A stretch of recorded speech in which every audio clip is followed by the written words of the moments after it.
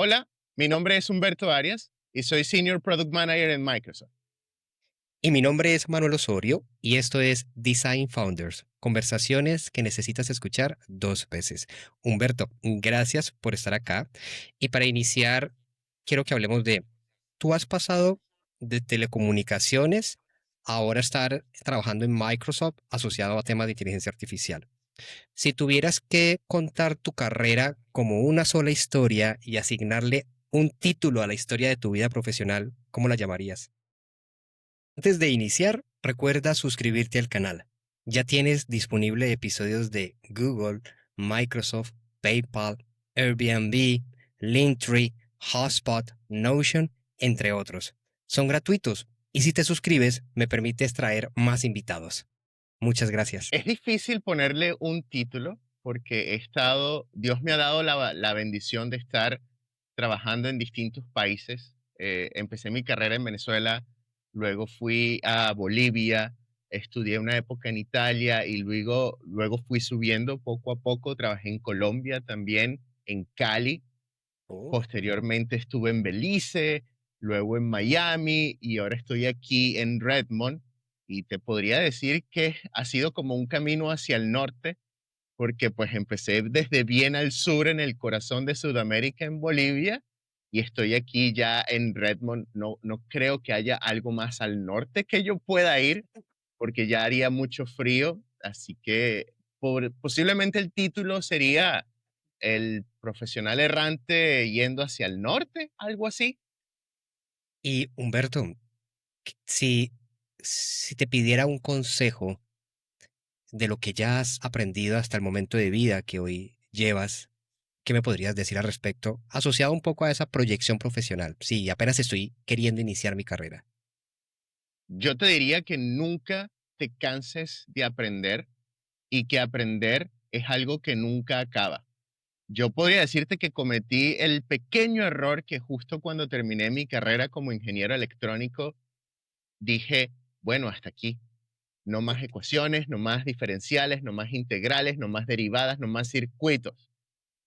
Y estuve un año sin estudiar nada, del cual no me arrepiento, pero siento que pude haber aprovechado el tiempo de mejor manera. Entonces mi consejo sería ese: nunca te detengas en aprender. Ok. Ahora quiero que hablemos justamente de algo que posiblemente en algún momento vemos como negativo, pero que realmente tiene antes mucho es muy valioso, es un regalo y es el fracaso, la oportunidad de equivocarnos. ¿Recuerdas tal vez ese primer gran fracaso técnico o asociado de producto que hayas tenido en tu vida profesional y qué aprendiste, en qué te marcó? Mira, tengo una anécdota de un fracaso estando justamente trabajando para Tigo Colombia.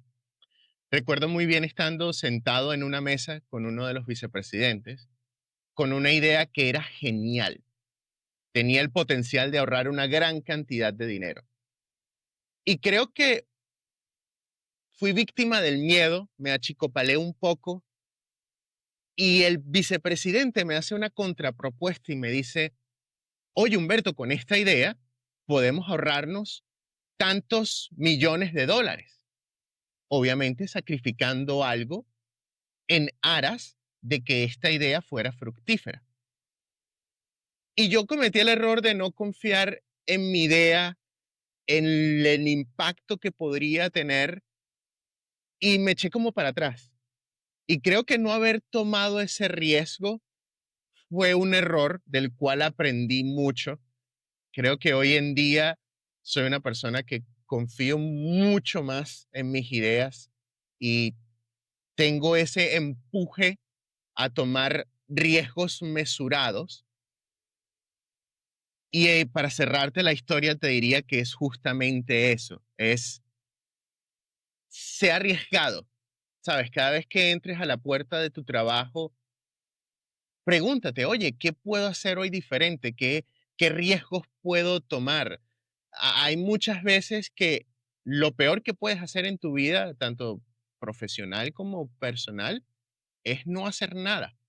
Justamente la invitación de este error que yo tuve sería a atrévete, confía en tus ideas y llévalas hacia adelante. Esto que mencionas, Humberto, me da pie para reformularte la pregunta de la siguiente manera, y es muchas veces, específicamente roles de diseño, que son la audiencia que normalmente escucha el podcast, tienen que presentar ante los stakeholders sus propuestas. ¿Qué, qué aprendiste sobre eso? Porque claramente vale ser atrevido, pero atrevido con información. Entonces es, ¿qué tipo de datos hay que tener o cómo me preparo yo para, ante un stakeholder, hacer una buena sustentación de esas ideas? Mi recomendación aquí es siempre conocer a tu audiencia. Fíjate, yo en mi trabajo tengo la gran dicha de tener de cerca un grupo de diseñadores muy talentosos, de los cuales he aprendido mucho porque yo dentro de mí siempre he tenido este pequeño diseñador que tomó el camino de convertirse en ingeniero y que ahora está en un entorno de producto muy embebido en inteligencia artificial. Pero el diseño es siempre una rama del conocimiento que con la cual he romantizado en muchísimas ocasiones. Es así como una especie de relación amor-odio que tengo con el diseño, porque admiro mucho a la gente que trabaja en diseño y yo mismo a veces me atrevo a hacer propuestas de diseño. Y yo he aprendido trabajando muy de cerca con este equipo que conocer a tu audiencia, no solamente de quiénes son tus interesados o tus stakeholders, como se les llama, sino también quién va a terminar siendo el usuario de ese diseño que tú estás elaborando. El diseño tiene suma importancia porque termina por definir cómo van a funcionar las cosas, llámese web, llámese en cosas que tú puedas tocar, y van a conectar con la experiencia de usuario de una manera muy cercana. Entonces, sí, no solamente conocer a quién es tu sponsor o tu stakeholder, pero también quién es el usuario final de esa propuesta de diseño que tú estás haciendo. Y muy importante, sin romantizar o sin priorizar tecnología por el mero hecho de la tecnología. Ujú. Tú en ese momento, ya hablemos un poco, ya entremos en materia con tu papel en Microsoft y es, tu objetivo allí es preservar la confianza. Eso involucra seguridad, privacidad, cumplimiento, transparencia, sin menoscabar lo que es la productividad. Pero Ujú. vení, ¿cómo se traduce esto en decisiones de producto que van a impactar la vida de millones de usuarios de Microsoft? Mira, Manu, es sumamente complicado. Es, eh, es un área bastante fina. Si tú hicieras un diagrama de Venn y pones en un círculo todo lo que tiene que ver con seguridad, privacidad, y pones en el otro lado un círculo que tiene que ver con la productividad, donde se solapan estos dos círculos, es un área muy pequeña. Y es ahí donde yo opero. Es justamente haciendo el balance de que no podemos ser extremadamente seguros, mientras que queremos mantener un nivel de productividad talmente alto que a bandera del CEO de Microsoft, Satya Nadella, que ha dicho en muchas ocasiones que las empresas en este mundo de la IA están buscando hacer más con menos. Entonces, definitivamente hay una tensión entre todo lo que tiene que ver con mantener la productividad y la seguridad. ¿Cómo se opera en esa área? Justamente teniendo juicios expertos de un equipo multidisciplinar. Si yo tomo honor o si me cuelgo la medalla de que muchas de las decisiones que se toman en un producto dependen de una sola persona, sería ignorar la contribución de, mira, genialidades que ocurren en salones de conferencia o en reuniones en Teams de personas que tienen distintos intereses, pero que al final del día todo el mundo está enfocado en hacer lo mejor por nuestros usuarios finales. Entonces, te diría que es un espacio complicado, difícil de operar, tiene muchas tensiones, tienes muchos interesados, pero nunca puedes perder a tu cliente final de la mente, porque al final del día tú quieres darle una experiencia de seguridad, de privacidad, al mismo tiempo que quieres llevarlo a operar al siguiente nivel. Me surge una pregunta curiosa y seguramente para muchos relacionada a la inteligencia artificial, que es parte de tu papel, y es, la inteligencia artificial podría decirse que es como un árbol con demasiadas ramificaciones. Entonces, ¿qué es eso que tú sabes de inteligencia artificial, Humberto, que te habilita tener la posición que hoy tienes? Si te ha gustado el episodio, te invito a participar de las clases de UX y producto que se realizan en vivo los jueves, cada 15 días a las 10 de la mañana, hora Colombia. Son gratuitas y si quieres reservar tu cupo, el enlace está en la descripción. Sigue disfrutando del episodio. Fíjate, te voy a dar un poco de historia. Yo de inteligencia artificial he estado trabajando ya desde el 2011-12 con modelos muy tempranos de machine learning o aprendizaje de máquinas, digamos. Luego, tuve la oportunidad con un compañero de mi segundo MBA que hice, donde propusimos un modelo de negocio en el cual, usando inteligencia artificial, y te digo que esto ocurrió por allá en el 2017, estando justo en Cali, ¿Ok? trabajaba muy de cerca en mi tesis de la maestría con un abogado caleño, excelente profesional, él se llama Sebastián Marmolejo, y teníamos esta idea de utilizar modelos de inteligencia artificial para analizar casos y demandas en el sistema tanto colombiano como estadounidense, porque dada la manera en la que opera el sistema jurídico americano, pues hace bastante sentido utilizar la inteligencia artificial para poder disminuir la presión en la carga jurídica de los jueces, tal vez en casos que sean nimiedades. Tal vez para casos mucho más serios implica que siempre tengas a un humano en el medio del asunto, en el medio del juicio, pero tal vez para un caso en el cual hay un ticket por exceso de velocidad, oye, tal vez eso lo podamos llevar a inteligencia artificial. Entonces, utilizando modelos de lenguaje, hicimos esta propuesta de analizar todos los casos y todas las decisiones jurídicas que habían sido tomadas para poder disminuir la carga tanto de abogados como del sistema jurídico. Al mismo tiempo, he venido trabajando desde Tigo Bolivia y luego lo traje a Tigo Colombia, modelos de aprendizaje de máquina, tanto como para predecir tráfico, poder reorientar las antenas en específicas horas del día para poder proveer el mejor servicio posible con la menor cantidad de recursos. Entonces, inteligencia artificial ha estado muy en mi ADN desde el comienzo porque al final del día, mano, inteligencia artificial es solamente una serie de eventos probabilísticos que se ponen de una manera en la cual tú piensas que tiene una cierta inteligencia. Ahora bien, ¿cómo un profesional podría prepararse para entrar en el mundo de la inteligencia artificial? Yo te diría, mira, es una carrera que empieza desde el análisis de datos, luego va muy de la mano de análisis probabilísticos, modelos estocásticos.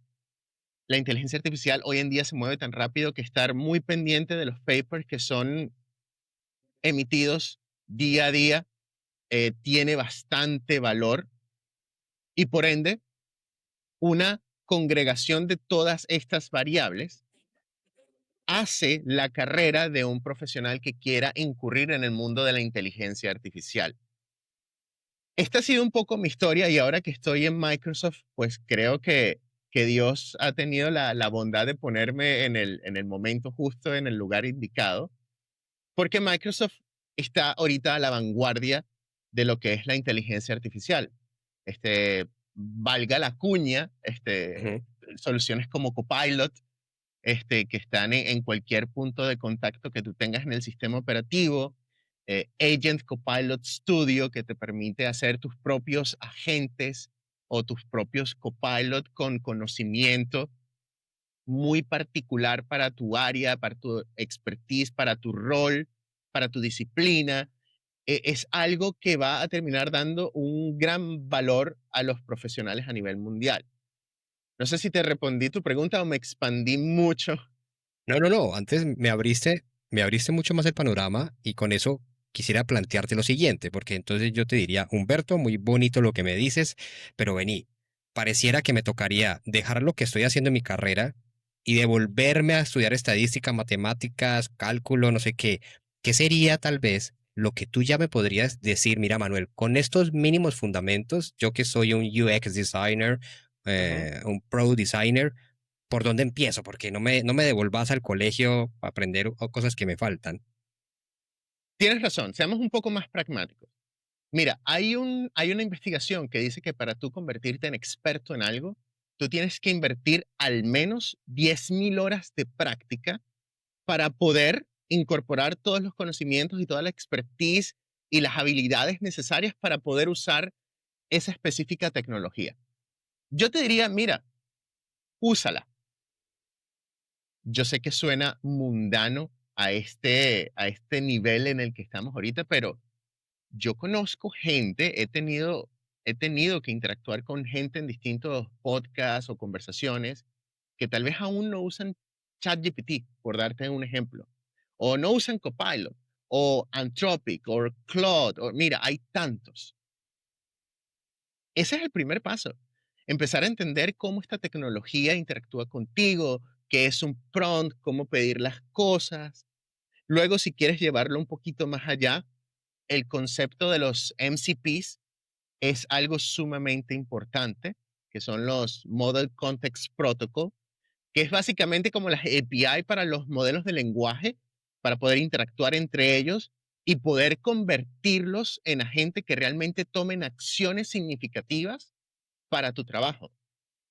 Y usar MCPs no tiene nada de ciencia nuclear o de ciencia de cohetes. No, usar modelos MCP, por ejemplo, tú puedes tener Visual Code, que es un ambiente de desarrollo bastante popular de Microsoft, y con GitHub Copilot X, tú puedes ir haciéndole prompts para entender, oye, GitHub Copilot X, ayúdame cómo instalar un MCP server de ADO o de PayPal o de, mira, hay muchísimos MCPs ahorita disponibles para tú poder empezar a hacer cosas interesantes. Entonces, para cerrarte un poco la idea, ¿cuál sería el enfoque pragmático de esto sin necesidad de tú volver al colegio y estudiar cuál es la probabilidad de sacar un uno en un dado de 6 caras? Es justamente practicar, practicar, practicar. Ok, vale, muchas gracias.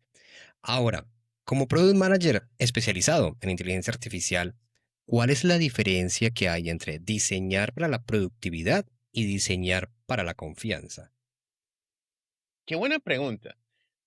Fíjate, en inteligencia artificial, tú vas a encontrar que tus datos son relevantemente importantes y hago una cacofonía ahí tanto como para estresar la idea de cuán relevantes son, porque los datos al final del día se van a convertir en todo este conocimiento que las, los Large Language Model o los modelos grandes de lenguaje van a utilizar para irte a llevar tus tareas sobre el día a día. Y ahí ya estamos conectando con productividad. Porque lo que queremos es que tú puedas hacer más con menos. Queremos darte, como dicen en inglés, time back. Queremos darte tiempo de vuelta para que tú lo inviertas o en hacer cosas que tienen realmente significado para ti y que anteriormente te daban fastidio o eran mundanas o eran repetitivas. Hay un concepto que Gartner ha introducido que se llama hyperautomation o hiperautomatización y es la combinación de automatización con inteligencia artificial. Entonces, cuando tú diseñas productos, teniendo en cuenta que tienes que balancear estas dos cosas, tú tienes que tener en cuenta que primero tienes que ser capaz de proteger la data y la privacidad de tu usuario, al mismo tiempo que tienes que ser capaz de brindarle insights o información o reducir la brecha de descubrimiento de la información, porque nosotros como diseñadores, ingenieros, product managers, cualquier rol que tú tengas, hay un tiempo sumamente importante que tú pasas en descubrir dónde está la información, Es casi una búsqueda que tú haces en tu día a día y tú pegas todos estos distintos procesos de información para darle un sentido. Entonces, tú tienes que ser capaz de entender dónde están las fronteras de los datos, por ejemplo, entre Manu y los datos que yo tengo. Y también, como estamos en un ambiente de colaboración y de hiperproductividad, tal vez entre Manu y yo hayan ciertos datos que nosotros compartimos. Y entonces, Copilot debe ser capaz de razonar de manera equitativa sobre, oye, ¿qué le pertenece a Humberto? ¿Qué le pertenece a Manu? Oye, ¿qué le pertenece a ambos? ¿Dónde está ese espacio donde ellos operan de manera significativa y que les ayuda a entregar más impacto?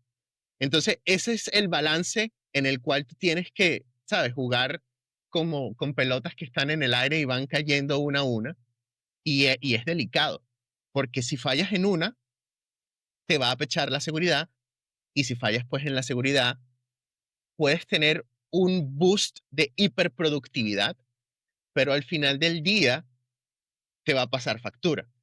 Porque nosotros en Microsoft decimos que Microsoft run in trust. O sea, Microsoft se ejecuta con base a la confianza. Y ello implica que nosotros tenemos un marco de Responsible AI o uso responsable de la inteligencia artificial, que es bastante exigente porque la confianza es un valor muy clave para cómo Microsoft hace negocios con sus distintos partners y con sus distintos clientes a nivel mundial. Bueno, escuchándote, digamos que me transmites una, se disfruta, se nota que disfrutas lo que haces y me genera curiosidad saber un poco, me voy a desviar un poquito de la conversación, pero quisiera saber qué es ese kit de herramientas que tú tienes, Humberto, en tu carrera profesional para tratar de transmitirle a la audiencia, desmenuzarle un poco qué te llevó hasta donde hoy estás, porque se nota que lo transpiras lo que haces. Es decir, quisiera saber qué tienes como para ver qué de ahí puedo empezar a pellizcar un poquito también para aprender y crecer un poco más. Espera, tengo algo para ti. ¿Estás interesado en crecer en tu carrera o en hacer la transición para trabajar en UX? He diseñado un programa que contiene todo lo que me hubiera gustado saber antes de iniciar a ciegas mi transición o empezar a crecer. Es por eso que te invito a que te inscribas y el enlace está en la descripción. Mira, yo te diría que, y esta es la parte chistosa del podcast, café. Yo tomo mucho café. Me encanta un café expreso y ¿a qué voy con esto? Energía, motivación y pasión. Yo de pequeño he sido bastante habilidoso con temas de tecnología. Desde el primer momento desde que toqué una máquina con Windows 95 para mi época, ya por ahí pueden sacar cuántos años tengo, usar Word por primera vez, ver lo que se podía hacer en Excel, incluso te voy a llevar un poco más atrás. Yo no sé de qué generación seas tú, pero habían disquetes Sí, que eran de 5 1/4, livianos, y tú con esos disquetes podías ejecutar comandos en Turbo Pascal o en Logos y podías hacer dibujos. Bastante rudimentario, pero el solo hecho de esa interacción entre teclado, máquina, tecnología fue algo que me apasionó bastante. Yo te diría que de alguna manera, si quieres escudriñar entre mis neuronas y cómo yo disfruto esto, yo te diría que es simplemente pasión y motivación. Es hacer lo que te gusta de verdad. Si no estás haciendo lo que te gusta, pues creo que es una invitación para que tomes un tiempo de pausa y pienses realmente qué es lo que realmente te gusta hacer, porque yo siempre he escuchado a muchos niveles profesionales que, oye, la motivación para algunos es el dinero, y está bien, pero esa motivación cuando es muy conectada al dinero, a lo metálico, termina por ser de corta duración. Tú tienes que encontrar una motivación que realmente tenga una larga data. ujú. Y ojo, quien tenga mucho dinero me puede decir, pues mucho dinero, pues te va a dar mucha larga data, ¿sabes? Pero yo te diría que es eso, en este mundo de la inteligencia artificial, Manu, a pesar de que va a haber la predicción de que va a expandir exponencialmente todas las habilidades duras que tú tienes, todos los hard skills, muy hoy por hoy, las habilidades blandas que tú tengas son fundamental para asegurar que tú como profesional puedas subsistir en un ambiente en el que tú, por ejemplo, Manu, puedes perfectamente empezar a echar código con inteligencia artificial. Y de la misma manera, yo, como product manager, con la inteligencia artificial, puedo perfectamente explorar áreas de diseño o hacer una cross-polinización hacia áreas de código, o puedo con muchísima confianza meterme en bases de datos que tal vez no tenga ni la más remota idea de cómo operar, porque tienes este agente, esta ayuda omnipresente, omnipoderosa, que todo lo sabe y que te puede ayudar a socavar cualquier gap de conocimiento que tú tengas. Y esto me conecta un poquito con la tesis de doctoral que estoy haciendo, con mi tesis de doctorando, porque el cómo las personas se relacionan, cómo tú y yo hacemos un engagement o una relación para poder construir este podcast, por ejemplo, es algo que la inteligencia artificial no va a tener. La inteligencia artificial es muy buena para cosas duras, para matemática, para análisis de texto, pero ya el construir relaciones con humanos, human to human relationships, es algo que no se va a ir, es algo que va a estar ahí todavía. Imagínate, tenemos protocolos para hablar agentes contra agentes. Tenemos protocolos incluso para humanos contra agentes. Hay interfaces, estamos trabajando en ello. Pero todavía entre humanos y humanos va a haber un gran campo en el cual nosotros tenemos para explotar de la manera más fructífera posible ese campo. Yo te diría, y como para cerrar tu pregunta, vivimos en una época que no solamente tú tienes que cultivar tu IQ, que es tu, digamos, tu Ujú. coeficiente intelectual, las cosas que sabes, sino también tu EQ, tu coeficiente emocional, cómo conectar con las personas. Eso no se va a ir en el mediano ni corto plazo. Vale. Muchas gracias y ahí cerramos el pequeño paréntesis y vamos a canalizar nuevamente la conversación y hablemos ahorita de la velocidad con la que avanza la inteligencia artificial. Y esa Ya. velocidad no, es decir, es tan rápido el movimiento que la regulación no puede correr a la par. Entonces, ¿cómo balanceas tú la innovación con la necesidad de actuar responsablemente de lo que estás haciendo? Mira, nosotros la tenemos muy fácil, mano. Te voy a decir por qué. Microsoft, desde que empezó toda la revolución de la inteligencia artificial, se creó un marco que de alguna manera internamente dictamina los lineamientos para nosotros poder operar en el área de la inteligencia artificial. Estos lineamientos son que las soluciones con inteligencia artificial tienen que ser justas, tienen que ser confiables y seguras, tienen que tener como bandera la privacidad y la seguridad, tienen que ser inclusivas. Tienes que asegurarte de que personas con tez de color oscura o asiáticos o latinos o americanos o indios tengan un asiento en la toma de decisiones de cómo el modelo va evolucionando. Luego tienes el concepto de transparencia y finalmente tienes una palabra en inglés que yo nunca he encontrado la manera de traducir al español, que se llama accountability. Porque accountability es algo que va más allá de la responsabilidad.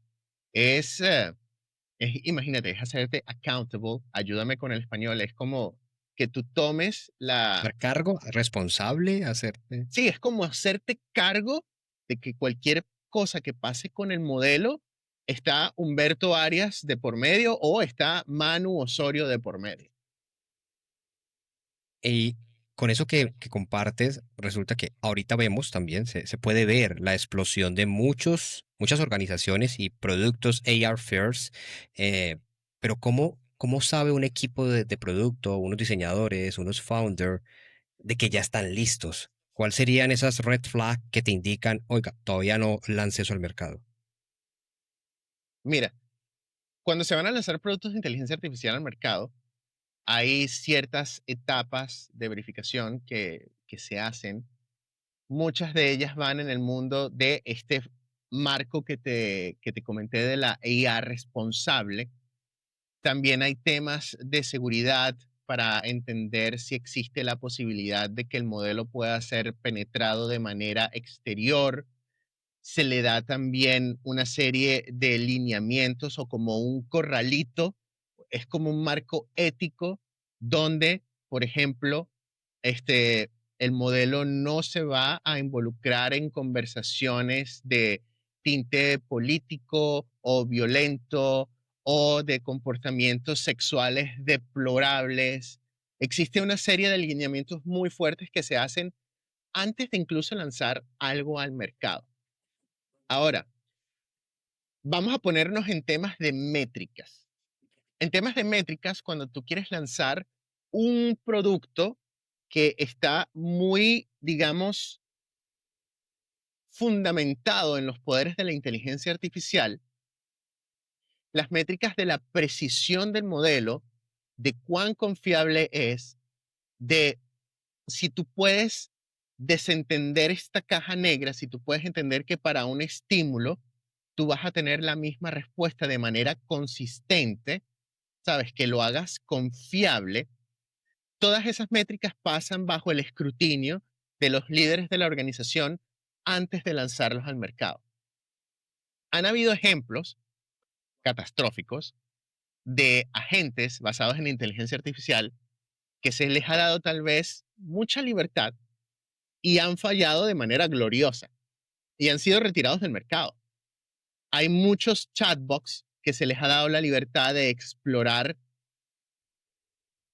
todos, vamos a llamarlo de esta manera, todas las vicisitudes que nos hacen humanos, tanto las cosas bonitas como las cosas feas. Y eso ha generado que esos productos que fueron lanzados con bastante premura, fruto tal vez de la emoción del momento, porque trabajar con esta tecnología es realmente emocionante. Yo, mira, no hay un día que yo pase en mano sin que yo vea un demo o tenga la posibilidad de aplicar esta tecnología a algo nuevo en el cual tú sencillamente, sabes, es como el emoji de la carita que le explota los Sí. sesos. Eso pasa día a día y tal vez fruto de esa emoción, muchos founders, muchas compañías, muchas empresas, muchas organizaciones, muchos equipos lanzan estos productos con inteligencia artificial de manera desmesurada, sin cuidado.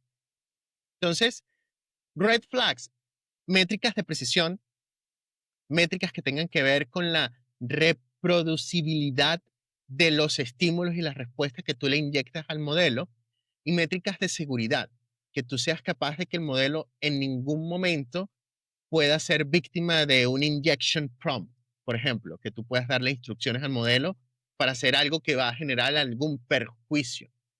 Es realmente un tema complejo y es el producto de un equipo multidisciplinario en Microsoft que ve muchas de estas distintas partes.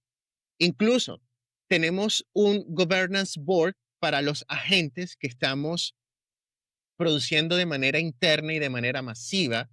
No sé si te habrás dado cuenta, pero agentes es como el nuevo buzzword y está presente en cualquier conversación que tú veas de inteligencia artificial. Entonces es realmente es una labor titánica y es titánica justo también porque tú quieres asegurarte de que nuevamente tú preservas este valor de la confianza sobre el cual todas las compañías y muy de manera muy sustancial Microsoft usa de estandarte para poder asegurar que sus negocios sean llevados a cabo de manera sostenible a lo largo del tiempo. Me gustaría conocer tu apreciación a nivel personal con respecto de la siguiente premisa. Digamos que gracias a la inteligencia artificial y plataformas como pueden ser Cursor, Lovable, entre otras, pues los diseñadores o cualquier persona ya puede materializar sus ideas. Pero, ¿qué vendría siendo realmente un producto de inteligencia artificial? Porque muchos ahorita lo que hacen es consumir tokens, Ujú. se pegan de la API de OpenAI. ¿Eso es un producto con inteligencia artificial o no? Antes de continuar, recuerda que si quieres aumentar tus probabilidades de obtener más entrevistas, necesitas diseñar un portafolio de forma estratégica y mostrarle a los reclutadores tu propuesta única de valor diferencial. Así que únete al curso de diseño de portafolio. El enlace está en la descripción. Mira, yo he visto muchos memes en internet, sobre todo en LinkedIn.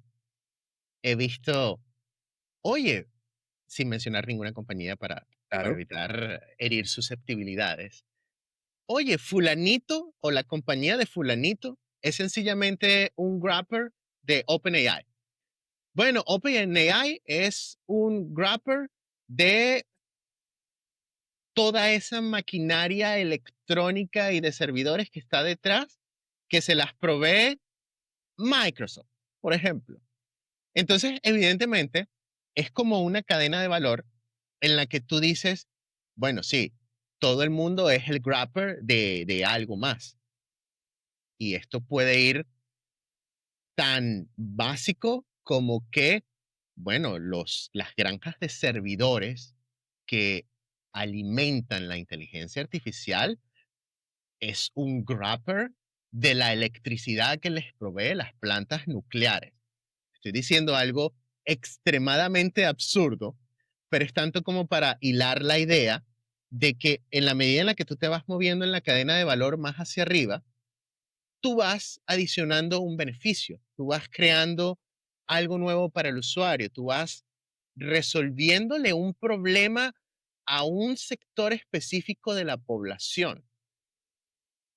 Todo producto que tú tengas en mente está destinado para resolver un problema o para hacer la vida más fácil de alguien.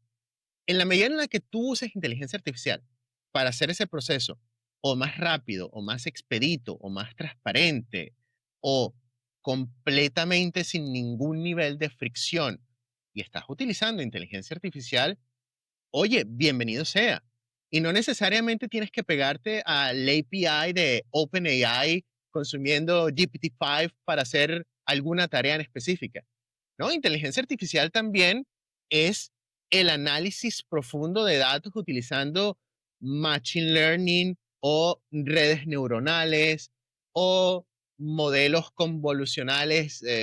Mira, hay tantos modelos de inteligencia artificial que decir que inteligencia artificial es solamente Large Language Model es como una simplificación que yo quisiera invitar a la audiencia y a quien me esté escuchando, que es algo que va más allá. Imagínate, inteligencia artificial como concepto fue acuñado por allá en 1956 por un investigador de apellido McCarthy, y él justamente introdujo este concepto como para emular cómo las máquinas podían pensar como los humanos. Y es simplemente una manera hermosa de llamar una serie de conceptos matemáticos que están detrás. ¿A qué te quiero llevar con esto? Sí, seguramente muchos de los productos que ustedes están utilizando hoy por hoy utiliz- utilizan de alguna manera inteligencia artificial y seguramente o sea un AI first, como que AI o IA primero, o simplemente estés utilizando la inteligencia artificial para expandir el potencial o las capacidades de tu producto. Y esto nos va a pasar también a nosotros como humanos. Te lo venía diciendo en la anterior pregunta. A ti nada te impide, Manu, que al finalizar este podcast, tú digas, oye, quiero construir una página web para poder promocionar cualquier producto que yo quiera. Y lo puedes hacer con un prompt. Eso del vibe coding, pero ojo, vibe coding responsable. Porque algo que también yo he visto y sirva mi experiencia para educarlos un poco, el vibe coding no es que tú vas a eliminar a los developers de encima, no. De la misma manera que yo, por ejemplo, utilizando Figma Make, yo voy a quitarme a todos los diseñadores de encima, no. O de la misma manera que Manu, utilizando Copilot, va a elaborar un memorándum describiendo las capacidades de un producto y me va a sacar de encima. No, yo siento que la IA lo que va a hacer es que va a borrar un poquito las fronteras que existían entre las diversas roles y disciplinas para traernos de manera junta con mayor sinergia. Entonces, lo mismo va a pasar con todos estos productos que actualmente están utilizando inteligencia artificial. Están empezando a borrar esas fronteras que eran anteriormente bastante duras para poder ofrecer mejores servicios y mejores capacidades. Ya estamos llegando al cierre de la conversación y me gustaría ahorita preguntarte justamente ese escenario de prospectiva, escenario ¿No? futuro. ¿Hacia dónde crees que esas fronteras van a seguir eliminándose o siendo más difusas y nos va a llevar a dónde nos va a llevar? A los product manager, a los UX designer, a los UX researcher, entre otros roles. Manu, la inteligencia artificial tiene el poder de aplanar y de impactar de manera significativa cualquier organización, cualquier rol y cualquier disciplina. Hay una vicepresidenta de Microsoft que ella comentaba que la inteligencia artificial vino a destrozar los organigramas organizacionales. Esa línea de estructura y jerarquía dura, con la inteligencia artificial no es tan dura. Y lo mismo pasa con los roles y las disciplinas. Hay una nueva función que está tomando cada vez más auge, que es el AI PM o el PM con inteligencia artificial. Es literal un rol nuevo. Y no hago bastante énfasis en el significado de la P, porque la P puede ser proyecto, portafolio, programa, producto, puede ser cualquiera de estas. El tema es que la inteligencia artificial me permite hoy por hoy, y es algo que yo he conversado con este equipo de diseñadores con los cuales yo opero de manera diaria, en ayudarme a cerrar la brecha entre, hey, Janis, te menciono Janis porque es uno de mis diseñadores favoritos en mi equipo. Janis, tengo esta idea. Ahora yo puedo jugar con Figma Make y llevar esa idea un poco más aterrizada a la realidad, hacerla más tangible. Y eso le ayuda al equipo de diseño a tal vez no empezar desde cero, sino, oye, tengo este stakeholder, este sponsor que ya me vino con una estructura un poco más aterrizada de lo que quiere. Imagínate la cantidad de horas que esto va a salvar en el back and forward de, oye, Manu, quiero este botoncito rosado y tú me dices, bueno, ¿cuál rosado? Porque de rosado hay toda una gama de rosados. Oye, ¿en qué ubicación quieres el botoncito? Oye, ¿dónde hace sentido que ese botoncito esté para asegurar el mayor click throughput rate? Sabes, todas esas conversaciones se van a apaciguar justamente porque la inteligencia artificial nos está dando el poder de cross-polinizar estas distintas áreas de conocimiento que anteriormente estaban despegadas. Entonces, mira, el futuro es, yo estoy muy motivado por ver el futuro. A veces me preocupo del día en que Dios decida tomar mi vida porque, oye, me voy a quedar sin ver tantas cosas que van a pasar, porque nos estamos moviendo a una velocidad tan acelerada en estos días, que es impresionante y dependiendo del target de tu audiencia, este comentario va a calar o no, que nosotros empezamos escuchando música en un cassette Mm. y agarrando un bolígrafo para desenredar la cinta y ya la música está en tu teléfono móvil, ni siquiera está en tu teléfono móvil, está vía streaming. Y todos esos cambios van apalancando, ¿sabes? De manera exponencial la siguiente ola de innovación tecnológica que viene. Creo que me fui un poco por las No, no, no, ramas no. para responderte, pero sí, es realmente excitante lo que la inteligencia artificial puede hacer por tu carrera y algo como para cerrar, eh, prepárate, la inteligencia artificial definitivamente sí va a eliminar algunos trabajos, pero de la misma manera que va a eliminar muchos trabajos, va a crear muchos otros y va a transformar una gran porción de los que actualmente existen. Y con respecto al rol del product manager, hay mucha audiencia también de la comunidad que son product manager. Y tú mencionaste un rol que seguramente ya las empresas están buscando así en el job description, es product manager AI. ¿Qué necesitaría Humberto aprender o qué skill necesito incorporar? Sé que hablamos un poquito de eso, pero tal vez más, más tangible. ¿Qué me pedirían en la vacante que necesitan ver en mi portafolio, en mi hoja de vida? Te voy a hablar desde la experiencia. Yo he visto job description o descripciones de roles Ujú. donde te dicen qué es lo que se espera de un AI PM. Trabajar con intensidad, lograr resultados de una manera mucho más rápida. En términos de skills, es sentirte cómodo usando prompts. Yo sé que suena muy básico a esta altura del 2025 hablar de prompt engineering, pero todavía es algo que no todo el mundo está familiarizado con ello. MCPs, A2A, protocolos de agente a agente, change of debate. Hay tecnologías en las cuales tú puedes darle un rol a distintos modelos de inteligencia artificial para que de manera independiente entre ellos discutan cuál es el mejor outcome de un input o de una entrada que tú les estás dando.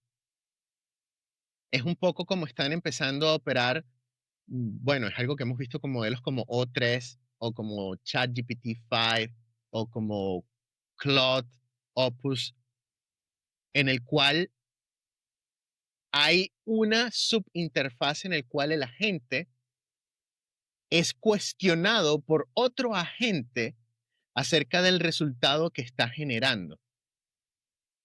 ¿Cómo aplicar eso a tus productos y cómo llevarlo de una manera en la que tú puedas lograr descubrir la intención de tus usuarios acerca de lo que desean hacer? Ese conocimiento es algo que es importante masticar, es algo que es importante sentirse familiar con él. Podría estar aquí todo el día, podríamos incluso hacer una segunda parte de este podcast, porque realmente se nos quedó corto, pero hay definitivamente una serie de skills que te van a ayudar a convertirte en un AI PM y va muy de la mano de esto que hablamos al comienzo, de convertirte en un experto y asegurarte de que puedes cultivar y hacer un hueco de 10.000 horas de práctica en esta tecnología para poder entender cómo la incorporas en tu día a día, porque tú puedes tener una percepción muy distinta de cómo utilizar la inteligencia artificial y esa va a ser muy distinta a la mía. ¿Por qué? Porque ambos dos en nuestros espacios tenemos fines muy distintos. Entonces, por eso es que la invitación es a practicar, practicar, practicar. Perfecto, Humberto. Con eso concluimos y quiero agradecerte especialmente por haber nutrido mi curiosidad intelectual. Esta conversación me deja como con cierta sensación aquí en el pecho de, uy, todo lo que hay por hacer o aprender, que es gratificante saber, pues, que hay mucho conocimiento que me queda por cubrir y por permitirme también llevar esta experiencia a toda la comunidad. Así que muchas gracias, Humberto. No, muchísimas gracias a ti por la invitación, Manu. Me siento honrado de que me hayas invitado y muy, muy contento de hacer una segunda parte, porque realmente, mira, se me quedaron ideas en el tintero que quería compartir y al comienzo del podcast dije, Wow, 40 minutos es mucho. Uf, me va a sobrar tiempo. Pero no, no sobró. Pues te tomo la palabra y como diríamos aquí en el valle, con una lulada, un cholado, una almojábana, para acá te recibo. Una lulada. Mira, tengo tiempo que no me tomo una lulada. Así que claramente coordinemos esa segunda fecha entonces. Seguro que sí. Comunidad, llegamos al final y muchas gracias por estar aquí en Design Founders, conversaciones que necesitas escuchar dos veces. Chao, chao.